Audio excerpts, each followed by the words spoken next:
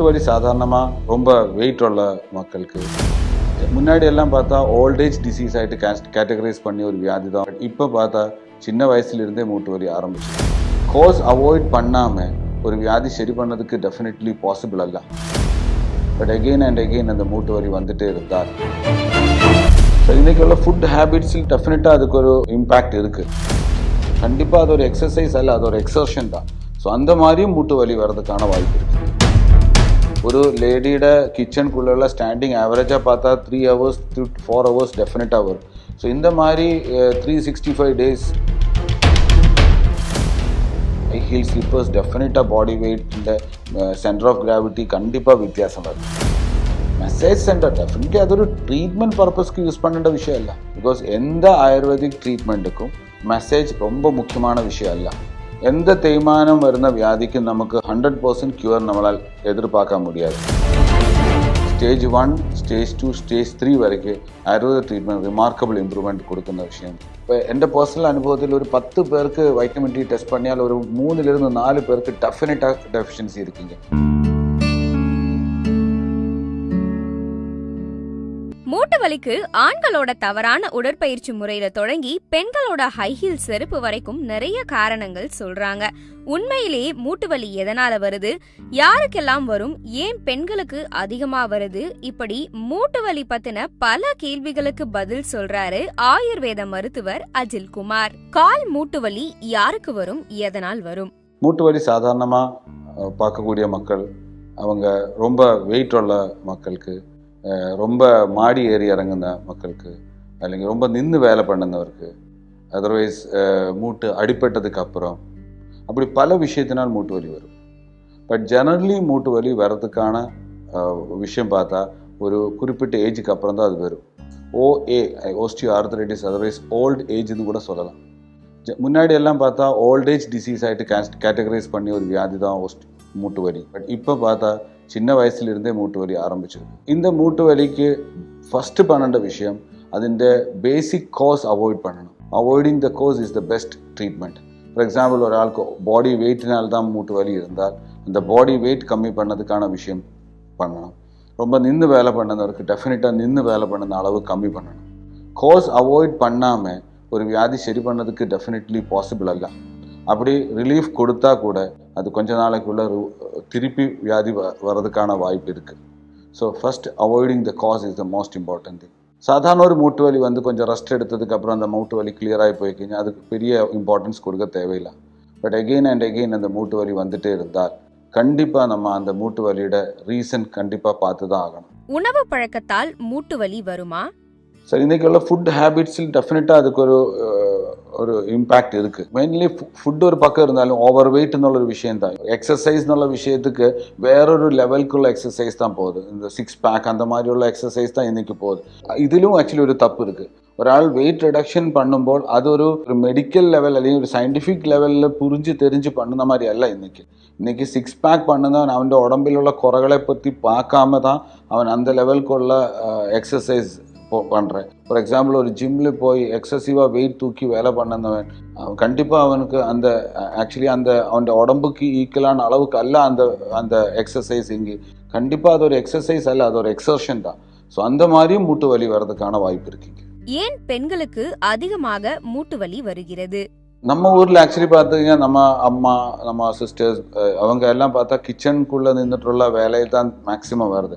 Hours கணக்கு நம்ம style of லைஃப்பில் டெஃபினெட்லி ஒரு லேடி கிச்சனுக்குள்ளே போய் കഴിഞ്ഞാல் டெஃபினெட்லி மார்னிங் மட்டும் ஒரு 1.5 hours to 2 hours continuous standing வரும். அதுக்கப்புறம் மத்தியானம் அதே அளவுக்குள்ள ஒரு ஸ்டாண்டிங் வரும். ஸோ ஒரு லேடியோட கிச்சனுக்குள்ள ஸ்டாண்டிங் ஆவரேஜாக பார்த்தா 3 hours to 4 hours டெஃபினட்டாக வரும். ஸோ இந்த மாதிரி 365 days எந்த நாளும் ரெஸ்ட் இல்லாமல் தான் இந்த கிச்சன் ஒர்க் போயிட்டே இருக்கீங்க. அடுத்த ஒரு விஷயம் வச்சால் போஸ்ட் மெனோபாஸ். அது மெனோபாஸ்க்கு அப்புறம் போன் ஸ்ட்ரென்த் அப்படி குறையும். ஸோ போன் ஸ்ட்ரென்த்து குறையும்போது அதுக்கு தோணுன மாதிரி வேலை ஒன்றும் குறையதில்லை. ஆக்சுவலி பார்த்தா நம்ம அம்மாவுக்கெல்லாம் பார்த்தா ஆஃப்டர் 50 years தான் அவங்க இன்றைக்கி சவுத் இந்தியன் கல்ச்சரில் நமக்கு வேலை ஜாஸ்தி ஆகுது. ஸோ இந்த மாதிரி வரும்போது டெஃபினெட்லி அந்த யூசேஜ் ஆஃப் தி ஜாயின்ட்ஸ் ஜாஸ்தி வருது. யூசேஜ் ஆஃப் தி ஜாயிண்ட் எப்போ கம்மி பண்ணணும் அந்த வயசில் அவங்க ஜாஸ்தி யூஸ் பண்ணுற, அது ரெஸ்ட் இல்லாமல் பண்ணுற, வலி லைட்டாக வந்தால் கூட அதுக்கு தேவையான ஒரு மரியாதை அந்த வியாதிக்கு கொடுக்கறதுக்கான வாய்ப்பு அவங்களுக்கு கிடைக்காது. அதனால மேக்ஸிமம் கேசஸும் இப்போ ഞങ്ങൾ பார்த்த வரைக்கும் மெனோபாஸ் ரிலேட்டடாக வருന്നതിൻ്റെ இவ்வளோ மோசமாவதுக்கு ரீசன் தேவையான மரியாதை, தேவையான ரெஸ்ட், அந்த வியாதிக்கு என்ன மரியாதை கொடுக்கணும் அது கொடுக்குதில்ல. ஹை ஹீல் செருப்பு அணிவதால் மூட்டு வலி வருமா? ஜெனரலி ஜென்ஸ் யூஸ் பண்ணுന്ന ஸ்லிப்பர்ஸில் ஒன்றும் பெரிய ப்ராப்ளம்ஸ் இல்லை. பிளாட்ஃபார்ம் ஹைட் എന്നുള്ള ലെവൽ மட்டும்தான் இப்போ ஷூஸ் இருந்தால் கூட யூஸ் பண்ணுறேன். பட் லேடிஸ் யூஸ் பண்ணுന്ന ஸ்லிப்பர்ஸ் டெஃபினட்டாக அவங்க யூஸ் பண்ணுന്ന ஹை ஹீல் ஸ்லிப்பர்ஸ் டெஃபினட்டாக பாடி வெயிட்டிൻ്റെ சென்டர் ஆஃப் கிராவிட்டி கண்டிப்பாக வித்தியாசம் வருது. அது ஒரு குறிப்பிட்ட டைம் மட்டும் யூஸ் பண்ணி அது மாற்றுன மாதிரி இருந்தால் ஓகே. பட் ரெகுலராக ஹை ஹீல் ஸ்லிப்பர்ஸ் யூஸ் பண்ணுന്നവർക്ക് கால் மூட்டு வலி மட்டும் அல்ல, இடுப்பும் முதுகும் வலி வர்றதுக்கான வாய்ப்பு இருக்கு. மூட்டு வலிக்கு ஆயுர்வேத சிகிச்சை எப்படி உதவும்? ഓസ്റ്റിയോആർത്രൈറ്റിസ് ഒരു ഡീജനറേറ്റീവ് ഡിസീസ് தான். ഡീജനറേഷൻ മീൻസ് ഒരു തേയ്മാനം വന്നിട്ട് പോകും. എന്ത് തേയ്മാനം വരുന്ന വ്യാധിക്ക് നമുക്ക് 100% ക്യൂർ നമ്മളാൽ எதிர்பார்க்க முடியாது.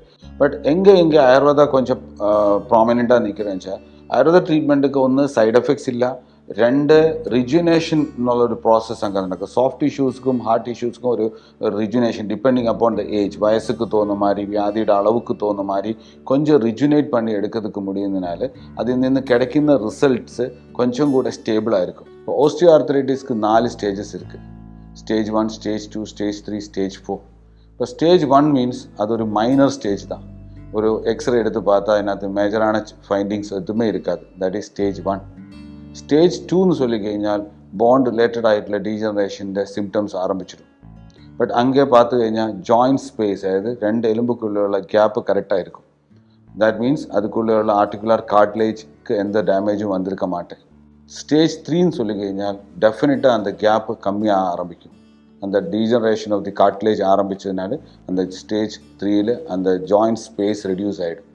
ஸ்டேஜ் 4ன்னு சொல்லியால் அதுக்கு நம்ம க்ரோஸ் ஓஸ்டியோஆர்த்ரைட்டிஸ் അല്ലെങ്കിൽ சிவியர் എന്നുള്ള ലെവലിലേക്ക് കാറ്റഗറൈസ് பண்ணலாம். Ayurveda treatment stage 1, stage 2, stage 3 വരയ്ക്ക് ആയുർവേദ ട്രീറ്റ്മെൻറ്റ് റിമാർക്കബിൾ ഇമ്പ്രൂവ്മെൻറ്റ് കൊടുക്കുന്ന விஷயம். ஸோ ஸ்டேஜ் 1க்கு ஜெனரலி நம்ம சாதாரண மெடிசின் சாப்பிட்டு சாதாரணமான லெவலுக்குள்ள ஒரு ரெஸ்ட் கொடுத்தாலே ஸ்டேஜ் 1 நமக்கு ஓவர் கம் பண்ணிடலாம். Stage 2 and stage 3 definitely medicines கொண்டு மட்டும் சாதிக்காது. அதுக்கு தான் நம்ம ஆயில் ட்ரீட்மெண்ட் நல்ல ஒரு ப்ரொசீஜருக்கு போகணும்.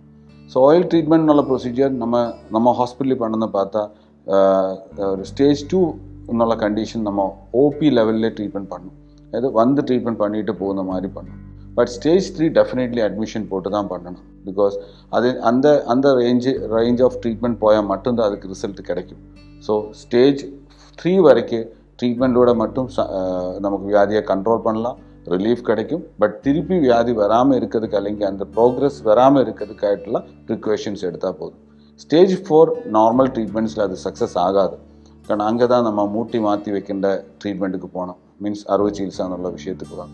பட் இதில் டயக்னோசிஸ் தான் மோஸ்ட் இம்பார்ட்டன்ட். எந்த ஸ்டேஜில் தான் அந்த வியாதி இருக்குன்னுள்ளது ஃபஸ்ட்டு பார்க்கணும். ரெண்டாவது விஷயம், அந்த ஸ்டேஜில் இருந்து அடுத்த ஸ்டேஜுக்கு போகாமல் இருக்குன்னு பார்க்கணும். ஸோ ஸ்டேஜ் 1ல் ஸ்டேஜ் 2 போவதுக்கு டைம் ஜாஸ்தி எடுக்கும். பட் ஸ்டேஜ் 2 to 3 அந்த அளவுக்கு டைம் எடுக்காது.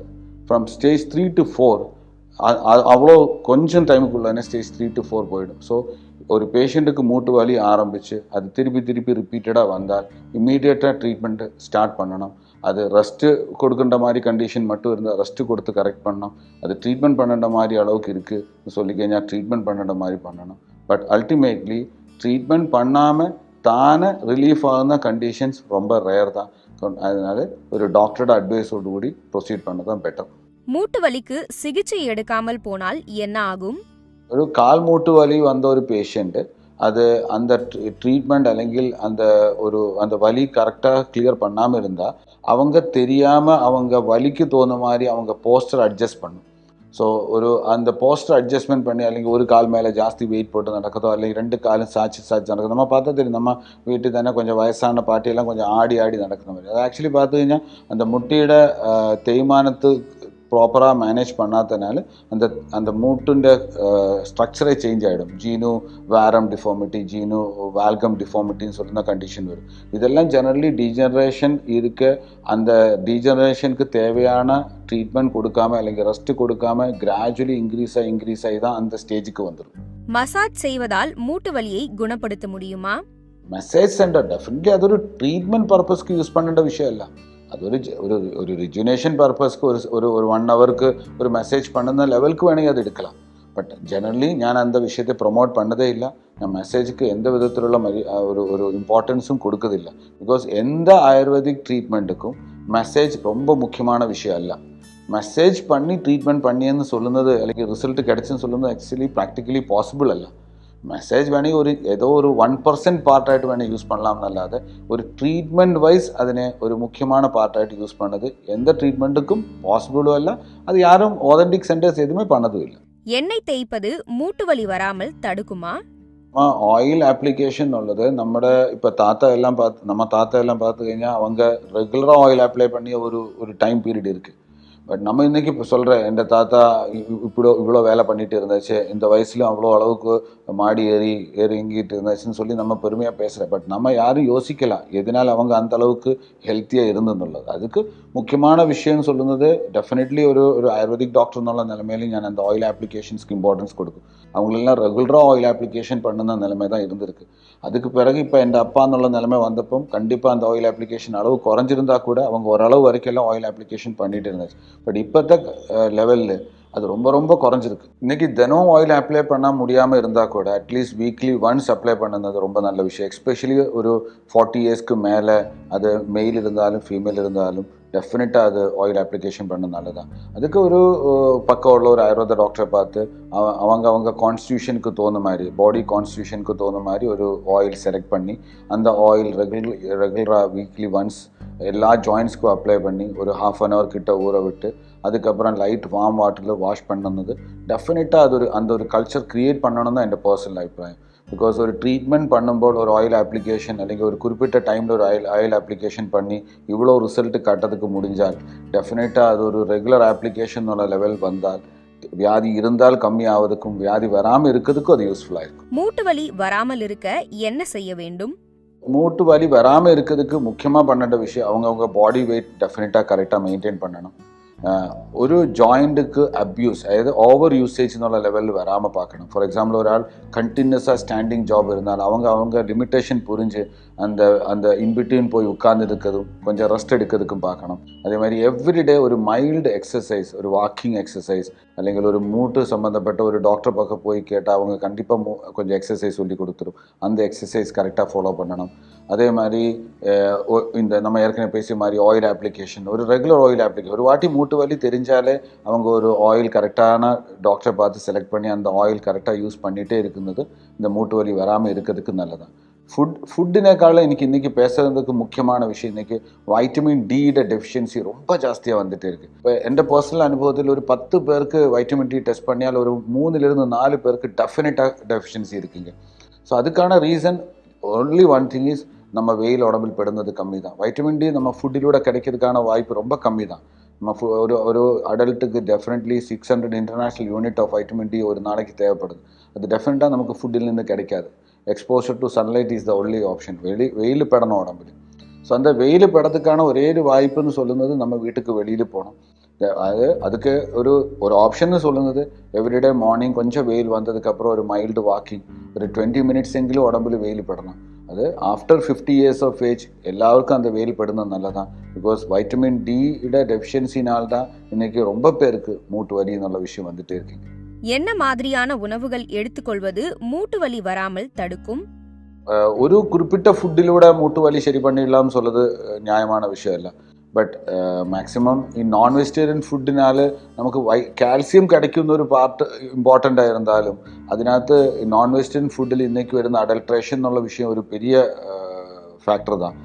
ബോഡി വെയിറ്റ് ഇൻക്രീസ് ആകാമേ അല്ലെങ്കിൽ ബോഡി വെയിറ്റുക്ക് എഫക്റ്റ് ആകാത്ത മാതിരിയുള്ള ലെവലിൽ നോൺ വെജിറ്റേറിയൻ ഫുഡ് എടുത്ത് അതിൻ്റെ കൂടെ മൾട്ടിപ്പിൾ ആയിട്ടുള്ള അതായത് ഒരേ ഫോം ഓഫ് വെജിറ്റബിൾസ് சாப்பிடாம டிஃப்ரெண்ட் வெஜிடபிள்ஸ் சாப்பிடணும். அதே மாதிரி டிஃப்ரெண்ட் ஃப்ரூட்ஸ் சாப்பிடணும்.